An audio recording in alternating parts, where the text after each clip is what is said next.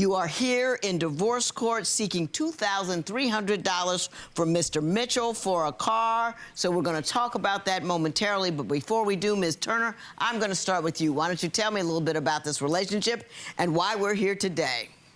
Judge, I've been with Sean for 18 years now. And at this point, if I'm unhappy and he continues to be unhappy, I just want to be done. Okay. Why is everybody so unhappy? In the beginning of our relationship, we lived in an apartment complex. There was a young lady that I seen through the building. So I got off work early one day, and she was knocking on the door. When I answered the door, she had a tray of cookies in her hand, saying she was bringing it for my son. And I'm looking at this lady. It was mysterious to me because you never speak to me, so why are you bringing cookies to my house? So a couple days after that, I roll over in the bed about 2 o'clock in the morning, no Sean. So I decide to go to the floor that I seen her punch on the elevator, and I see him scrolling out of her apartment very comfortable. Do you recall that occasion, or? I don't recall all of it. Do you recall anything similar to that? It's something like that. I was on that floor, but I didn't come from her apartment like she was saying. It's just a big coincidence. You know Yeah, and I got off the elevator, I saw him come out of her apartment. But you say it wasn't you. No, it was me, but I wasn't. You coming wasn't out that her. apartment. It was. Where were you coming from? I was coming from a mutual friend of ours' apartment. We was playing games all night. You know, we was some gamers. But wasn't that 18 years ago? Oh, Ms. Turner. Not really 18 years, but... And you're still hounding this cat every day. Every day. About women because, let's give you the benefit of the doubt. 10 years ago, some chick came to the door with cookies. And you've been on him ever since. He admitted to having an It affair wasn't with cookies him. for me, Yana. It was for Well, you skipped that part. Did you have an affair with the cookie lady? Hey, afterwards, since she put a lot to my attention, so it kind of pushed me over to that way, so I was... Cookies were good, huh, Judge? Cookies were good. I guess good so. cookies. I guess cookies were good. Mr. Mitchell, how long did the affair last? Soon as she said something about it, I just left it alone, but I found out she was having an affair with a coworker, so that's what really pushed me on to it. Were you having an affair with the coworker? That's a yes. He said He cheating with the nib and she cheating at work. Ain't this about it? Where's the love? Where's the love, man? he said tomato, I say tomato, because it was not a physical relationship. Mentally, yes. An emotional Connection. connection. But this is like forever ago, right? No. Yeah. Give me a time frame. Help a sister out. The incident in which he's referring to with the coworker, it's been within the last 2 years. Well, when's the last time you caught him doing something wrong? Within the last 2 to 3 years. With Sean, it really never stopped with him. To her, she said to her. Yeah. And Have you messed up since the cookie lady? Nope. Only thing I've been doing is what I think is right, paying bills and being a good father. But, you know, it's always gonna come back to me as, you know, the cookie lady. Give me the best evidence post-cookie lady that this man's running around on you. Because I'm about to call you on your delusion, but go ahead. I don't even know where to start. Best evidence. Something that I'll say, yup. He There was was messing another- up. There was another neighbor. This is during the time in which he was referring to me having An emotional affair, right? with a coworker. But excuse me. So Hang on, I'll let you talk. So I was also friends with her, but at the same time, I don't feel like my husband should be hanging out and feel comfortable walking in her house, fixing things and doing this and that for her. Some of the stuff you don't even do for me, so why you doing it for her? And then we were sitting on the porch one time. The neighbor got jealous because Sean was braiding my hair. He even noticed it and said something about it. So we argued about it many, many times. And then me and the neighbor was sitting on the porch for Mother's Day, and she admitted to me that Sean hit on her. Okay, Sean, now why don't you tell me your version of what's been going on? I ain't hit on her. I just was listening to her conversations with them about us, and maybe they got a little jealous in their own right. Mr. Mitchell, is she nonstop? I get the sense that she's nonstop with accusing me with the cheating stuff. But on the other end, your sex life has been non-existent as well. Non-existent. You know what? Tell me about that. I'm gonna tell you about one time. You know, we both be working. It's a hectic schedule, so I can understand that. But one time, we both made plans on going out, and I told her, okay, when I get off work, because she was off that day, I said, when I get off work, we're gonna go shopping. We're gonna go get some outfits and some sexy lingerie. We're gonna go out to eat and go to a movie. Just do it up. Have a great time. When we come back home, we gonna have us some fun. Okay, everything got good and going until we got to the house. Next thing I know, she just zoned out and started getting on social media and looking at TV, and then she just went downhill from there. Okay. So I don't. Ms. Turner, was he trying to get his groove on, and you fell into your life? If he did, I probably didn't notice because he don't do it. He don't do it. I always say, to me, a man like a microwave. Boop, they ready. A woman like a crock pot. I need a little romance, a little brewing to get those juices flowing. Well, I had rose petals and everything down. He used sex as a Band-Aid for everything. When he sad, he want to have sex. When he happy, he want to have sex. I don't get that. But he just told me a story about going out and buying clothes and sexy lingerie, and you guys would make it romance and play. And when he did do that, the crock pot still didn't get hot. Because she wasn't feeling it. She was already off. And when they get all whacked out in their mind, then it's shut down. Forget the crock pot and the microwave. The kitchen is off. The kitchen is off. The kitchen is off limits, bro. Off limits. That's why for me, like I said, this is just my personal opinion. You gotta stay a little bit consistent with it. I ain't saying you gotta do it every day. I ain't saying dedicate that and make that your life, trying to, appease her and bring her joy every 10 minutes. Nah, I'm not saying that at all, but I am saying stay a little bit consistent. Monday, send her one of these right here. Send her one of them right there on Monday. Tuesday, hug her a little bit longer. Grab her butt when she leave out. Thursday, and so on and so forth. And I'm gonna tell you why. Because I was working so much, and I'm gonna tell you, when you get on the Facebook, you being nosy, it can suck you in. And that's what happened that night. And I was tired on top of that, and I fell asleep. And That's not a good look, Ms. Turner. I know. Facebook. Dude. Facebook. Dude. You know what I mean? And he put some effort into it. And if you want to encourage a man to be romantic, last thing you want to do is have him be romantic, and then you turn up, on social media. So what is your main complaint, other than the sex life is dry, which you kind of okay with?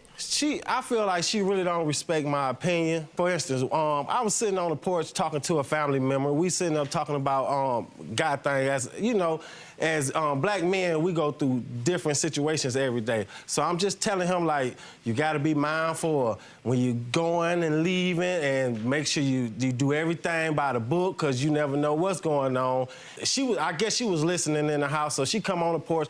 You ain't got to tell him like that. You got to make it so he can understand. I'm like, well, this is a man-to-man conversation, a black man-to-black man conversation, and it's kind of hard to even candy coat anything about the worries of the world today if you want somebody to really understand what's happening. You know what I'm saying? So I'm Did like, you come out of your neck about a conversation he was having with his son? I don't even remember what he talking. I don't even know what man he was talking to. Maybe because she just jumped down my throat so much, just like the time with our daughter, she was trying to tell me about some young boy care about my daughter. I'm like, can't no young man under 25 care about no female besides sex. And you told her that? I told her that. I say. And what did she say? She jumped down my throat because she had a different opinion. You can't say that, this, that, and other. I'm like, well, to me as a father, you can't come telling me about some young man caring about my daughter and I hadn't even met him. So. Okay. But to his offense, he's a great father. He's just a terrible spouse. She told me about the young man about a month before she told her father because she knew he wasn't gonna like it. wasn't gonna like it. Got it. And We always find out everything last, bro. I'm telling you, as a father, you will find out everything last. You find out about the boyfriend last. You find out about everything. Everything. Golly. plus the two brothers not gonna like it. Right. So she came to me and I was like, but you told me, so you gotta tell your daddy. And she was like, will you be with me when I tell Dad? I said, yeah. And so I'm trying to warm him up to the idea, and then my daughter come in and explain the rest to him. He just fly off the handle. And I'm like, you can't do that with children, because if you show them that you don't like a certain thing, it's gonna push them toward, then she's gonna be sneaking with him. Did you do that right then and there? Yeah. Not a good plan. Let me tell you how it go. He's supposed to be ludicrous about it. He's supposed to be the big bully with the bat at the door, like Will Smith in Bad Boys 2. You guys don't have to come at her the same way. She comes to you first with the soft stuff. Yes, she's gonna have to tell your father, and your father's gonna get upset about it. He don't want that brother around her. He don't want it. He don't want to deal with it. And that's the truth. And that's what that is. You don't undercut him with that. You talk to him about it later. You know, you say, hey, you know, I know you mad, I get you, but we gotta let her out a little bit at a time. You know, why don't we do this? I don't like him either, but let's do this, let's do it softly. But you don't disagree with him in front of her about an issue about her. That's not in her best interest. And I'm loving that attitude. Thank you. I mean, woo, that's what they're for. I know. You know, defending his home. Yeah. I don't want to know. No, your little boy looking at her. Oh, go ahead with your bad self, Mr. Mitchell. Appreciate that. Do you think you have a communication problem? Mm-hmm. What do you think is the source of the problem? I think it's between me and him. I think it's the comprehension. I'll say something like, if I say the sky blue, he gonna say it's baby blue. But we both talking about the same. We both talking about the same thing, but somewhere our communication, it get lost in the sauce. Let me ask you this. Do you disagree out of habit? Sometimes you can get in the habit of just being disagreeable. I'm gonna be honest, it is a habit, because sometimes she can be like, baby, let me talk to you, and I'm already like, well, I don't agree with you, because I already know, I don't want to hear it sometimes, you know. After so many times, I don't want to hear it, and then I'll be Don't want to hear what? I just, sometimes, even after a long day, even though I'm at home most of the time, in my studio or something, doing some music, I really don't be wanting to, you know, hear her tell me everything that I already know and jump down my throat with it. So I'm already at a defense with it. Do you approach him in a way that's going to get you what you want, as opposed to simply expressing whatever piece of frustration you might be feeling at the moment? He take every response I give him and he take it to the extreme. Like I told him when we had the argument about my daughter, if we don't get our communication together, we're not gonna make it. And he just, oh, you don't wanna be with me? We gonna break up? He just took it straight there. Well, that's where you took it. You went there. You walked it all the way to the edge, and he fell off. He said, if we don't get our communication together, we're not gonna make it. What is that other than we're not gonna make it? To me, it means that we need to work on our communication. But that's not what you said. They hear exactly what you say. That's it. They don't hear no nuance, no tone, no, none of that. You know, you take it to that, that's where he goes. I used to say, okay, Eric. And he'd say, okay. And my sons used to say, you know, Mom, Dad, when she says it like that, it means she doesn't want to do it. Yeah, but that's not what she said. Yeah. And that's how they are. Yeah. So you can't come at them with all of this global, gigantic, if we don't get it together, it's gonna be lost and for naught. You can't go there. Hey, look, man, we need to learn how to talk. See what I'm saying? There's a difference. Now, if she comes at you correctly, what you gonna do? I'm always compromising. I'm always there. I'm always ready to put my first foot out there. Is that what I asked you? Is that what I asked you? No, ma'am. No, ma'am. The first thing you're going to He's do slick. when she comes at you correctly is listen to what she said, unlike what you did with me. You understand what I'm saying? You're in your head about what you do right and what you do correctly. You can't come correct when she comes correct. A woman needs to be heard. A man needs to be, everybody needs to be heard. If you don't want to have that same rotating conversation all day, every day, you have to stop, listen to what she says and say, listen here, baby, this is what I hear you're saying to me. I'm just tired of the arguments. Just like he said, I love him and he's my best friend, and I don't want him to be unhappy or me to be unhappy. Oh, Lord have mercy. Listen here, I'm gonna give you a book of mine. It's called Making Marriage Work. I got a whole chapter in there about how to have a conversation. You could just follow along. But there's nothing wrong at your house that isn't fixable. First of all, the cookie lady is over. If you keep beating on that drum, you're just gonna beat yourself to death with it. That thing is over with. You're being jealous every day on the off chance that one day he might did what he did one day before. Let's not go out like that. That's a miserable life to have. And for all of those people who've been cheated on, I know it's easier said than done, but bro, try to get over it. Try to get over it, because to live in that same hurt and misery every day, bro, that's sick, bro. That's sick. And it ain't no out for the person who did you wrong or whoever did the wrongdoing. No, it's not to say that they right, but not to continue to live like that. That's a miserable life. Nah.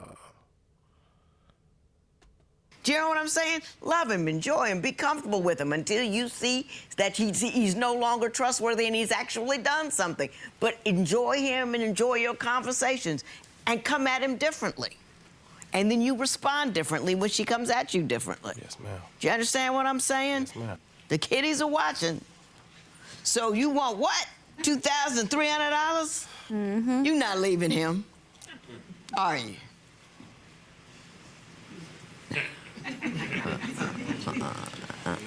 No. Yana, What? can I say this? Yes. I don't know what she want that money for anyway when the car's still in her name. So But it got repossessed. Yeah, but when she went and bought it back, she went up there and it's in her name. And how can you want money for something that's already yours? It's in your name. I've been on gave her that tenfold. Yeah, no, I'm not, I wasn't gonna give it to her anyway, don't worry about it. But I just want you to hear what I said. Don't be frustrated and distraught. Be like, I got a new tool. You know what I mean? You're frustrated about how it's gone. I want you to be excited about the new tools that you can use to change it going forward. You can redirect the ship. You really can. You hear me? I want you to feel good. You don't feel good. I'm not helping either. You have more power than you know. Yeah. You have the power to decide how this relationship will go. You have the power to dictate how you feel and what you say and what you do. And day by day, inch by inch, you can bring this thing back from the brink. I'm telling you. This matter is adjourned. 18 years, man. That's shout out to him. Shout out to him, man. I think when she started talking, when she actually said, are you still tripping about something that happened 18 years ago? I think that's when a light must have clicked in Shorty's head, like, damn, like, I'm still tripping after 18 years. 18 years, she called it a cookie lady. The cookie lady is crazy, but nah, bro, that was cool. That was cool. They, they had their little differences. They had their differences between them and the way that they thought. But at the end of the day, if it worked for y'all, it worked for y'all. And that was just one of them situations where the whole entire dynamic and relationship just worked for them. It worked for them and it worked for their family. So, man, keep them together. Keep them together. I ain't got no problem with that. Y'all let me know what y'all think about that video. I'm exhausted, bro. I'm going to bed. I appreciate y'all for watching these videos. Shit, GTG the family. Did I say what y'all think about the video? I think I did. Yeah, it's love. And we out.